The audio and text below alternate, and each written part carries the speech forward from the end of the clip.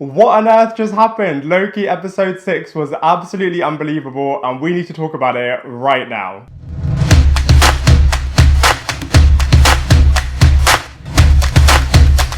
Hello everybody and welcome back to my channel Lifestyle Critic. I hope you're doing well. In this video we are going to be talking about the brilliant Loki episode 6 and oh my god, what on earth just happened? That was absolutely unbelievable. What a brilliant end to literally one of the best TV shows ever created. I mean, Kevin Feige really wasn't kidding when he said the Loki TV series will completely change the Marvel Cinematic Universe as we know it. I mean, this episode did have a lot of talking, but also there was a lot to understand and it was just not disappointing at all. And the final 5 to 10 minutes of this episode were just truly groundbreaking.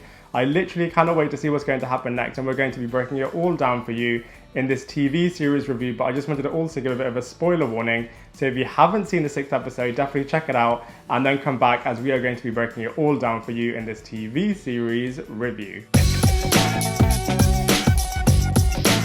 So the episode opens up with the Marvel front credits showing different characters talking and the different universes literally teasing and foreshadowing what's going to happen next. We then pick up from the cliffhanger from episode 5, which is Loki and Sylvie entering the Citadel, which is Kang's palace in the comics, and it looked really eerie, really dark and really creepy as well. And then we cut to the Miss Minute sequence, which I thought was absolutely brilliant. There was always so much more to this character when we first saw her in the first ever episode, where she was explaining the multiversal war, and I loved how manipulative and how much she was selling them both a dream in terms of she really knew what they wanted back on Earth. And I thought Sylvie's perspective here really also foreshadowed her desire to just kill the person behind the curtain. And then speaking of that person, we then had the big reveal that we've been waiting so long for, which did not disappoint at all, as it was Jonathan Majors himself playing Kang the Conqueror, and he just did a phenomenal performance. I love how Miss Minutes refers to him as the one who remains, who technically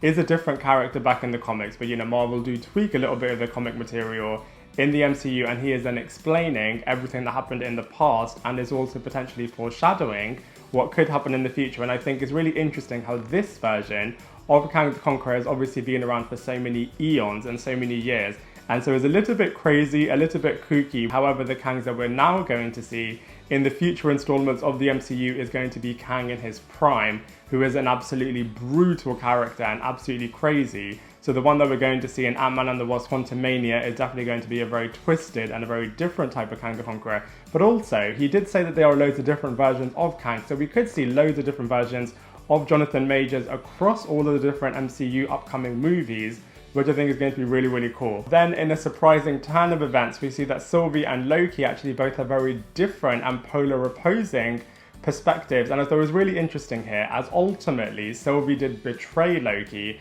whereas from an audience perspective, you are obviously thinking that Loki is the one that's going to betray Sylvie and is going to try and take the throne. Especially in the trailer footage, we saw that actually Loki does become some kind of a king figure, which now was obviously a little bit of a red herring and a complete misdirect, as they knew that we would overanalyze this and go down the wrong path in thinking and assuming what's going to happen in the final episode of Loki. And I thought it was really powerful and heartbreaking that the one character that literally Loki has trusted completely and has quite literally given his heart to, then completely betrays him and completely throws him back into the TVA. And I think after this, it just means that the Loki that we're going to pick up in season 2 is going to be a much darker, eviler Loki who is not going to trust anyone apart from himself. So I think the Loki of the future will be really, really interesting. And also back to Sylvie, I think it really does echo the phrase of hell hath no fury like a woman scorned, as Sylvie then kills Kang the Conqueror and literally starts the multiversal war. So I think this is exactly how we're going to lead into the Spider-Man live-action Spider-Verse episodes, with Tobey Maguire and Andrew Garfield joining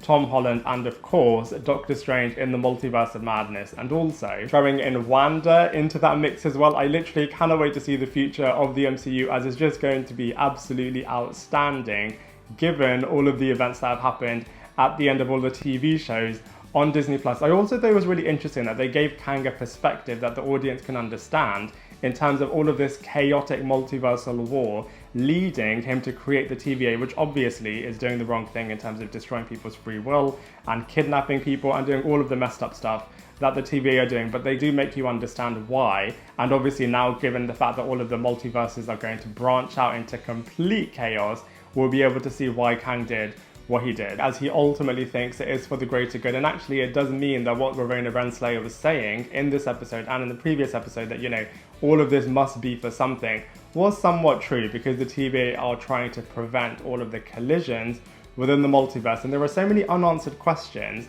by the end of this episode. For example, where on earth is Ravonna Renslayer? Will she go to where Sylvie is? Will she team up with Sylvie? That could be really interesting. What will happen to Loki next? I personally think that he's going to go down the much darker route in the future. Also, why doesn't Mobius and Hunter B-15 remember him? Is this a different TVA, or is this now changed by the Prime Kang the Conqueror? I think it's going to be super interesting, and I'm so glad that we've got complete confirmation that we are going to get a second season. I wonder if we're going to see some of these characters pop up into the movies. For example, Doctor Strange in the Multiverse of Madness. It'd be really cool to see Loki, Doctor Strange and Wanda. That would be absolutely amazing. But, you know, as far as the 6th episode of Loki goes, it was just absolutely unbelievable, and from a storyline perspective, it was completely brilliant. So from a cast and characters point of view, this episode also did not disappoint. It really was at movie standard level, and everyone just did such a brilliant job. So let's go through them one by one. So first up, of course, we have Tom Hiddleston, who didn't have as much to do in this episode, but nonetheless, he was still really brilliant. A lot of listening, and I really loved the final 10 to 15 minutes with this character in particular, as he was a little bit of a hero figure, as he could see that there is a lot more at stake here than simply Loki and Sylvie's revenge plot. And like I said before, he does ultimately get betrayed by the one person that he literally gave his heart to, which is why I think the Loki of the future will be a lot more twisted and maybe a little bit more demonic. I mean, when we saw President Loki in the previous episode, everyone thought that this was going to be the Loki that we see in the TV series, in terms of completely just being very ego-driven, only really thinking about himself, betraying everybody around him. Obviously, we can see why the Loki in this series did what he did and the journey that he went through, but I just feel like going forwards, we'll see a very different type of Loki in the MCU. Next up, we have Sophia Di Martino, who was obviously playing Enchantress / Sylvie / Loki, and I just thought this character just was over-consumed with revenge. I mean, you can totally understand why, as her life was literally snatched away from her from childhood. I mean, we didn't really know what her Nexus event was, but now I'm thinking maybe all of this is why they were trying to remove the Sylvie character from such a young age, as they didn't want all of this catastrophes to happen with this character. And also, I do think this character got a lot better as the show progressed. I mean, she is such a big character and a big presence in this world, and I think by the end of it, it's really exciting to see where this character is going to go in the future as well. I did think it harked back a little bit to Star Wars Episode 3 Revenge of the Sith, when Anakin Skywalker kills Mace Windu and then thinks, you know, what on earth have I done? As the Sylvie character, you can see in her, she is thinking, oh god,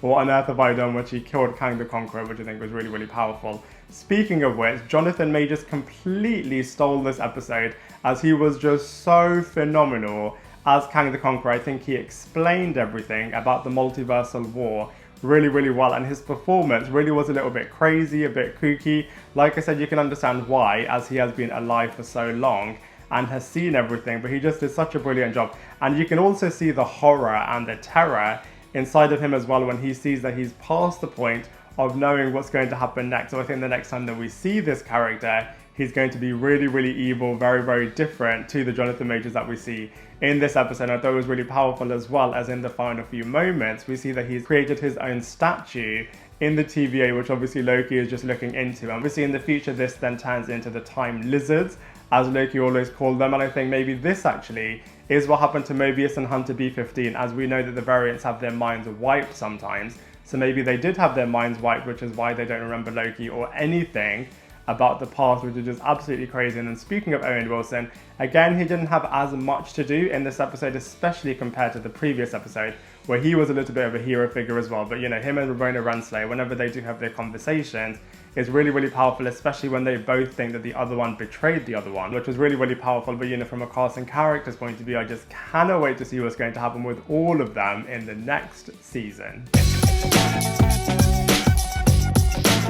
The visuals of the 6th episode of Loki quite literally are out of this world. It was just absolutely outstanding seeing the Citadel, really, really creepy and eerie, like I said before, and they just did such a good job in creating this palace, which is quite literally at the end of time, with one person, Kang the Conqueror, living in here, which is why you can obviously tell that he's gone a bit crazy, as there is no one else and nothing else in the world as well. And I think they created a really good job in showing all of the universes branching off. Those final few moments, seeing it in the TVA was really, really crazy, but also seeing it in space was absolutely brilliant as well. Literally was movie standard quality and just looked absolutely incredible. All of the TVA scenes are really, really great as well. And also when Kang the Conqueror was showing the visualizations of what happened in the past, and like I said before as well, just seeing all of the multiverses colliding was just such amazing foreshadowing of what's going to happen in the future of the MCU. But you know, from a visuals point of view, it just completely did not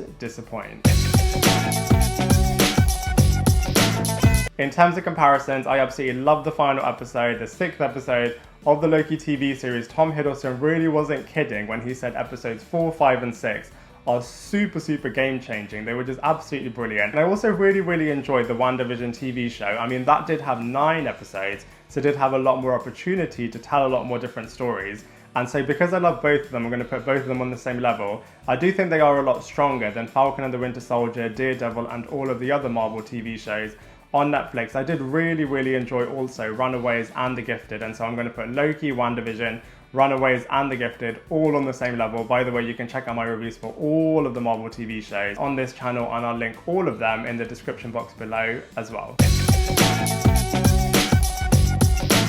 So overall, I'm sure you can tell I absolutely love the 6th and final episode of the Loki TV series. Absolutely incredible. So many WTF moments, and I literally just cannot wait to see what's going to happen next. Maybe this is how we get Mutants, the Fantastic Four, the Spider-Verse, Venom, Morbius, all in the MCU, which I think is going to be absolutely incredible. I think it was really, really interesting how they showed the King Loki character in some of the trailers, as they knew we would overanalyze this and go completely down a wrong direction instead of the actual direction, which is going to be that it is Kang the Conqueror, and this is going to start the literal multiversal war, which I just think is going to be so outstanding in movies and TV shows going forwards. I literally cannot wait to see what's going to happen in the future. But you know, as far as this final episode goes of Loki, I have to give it a massive 8.5 out of 10.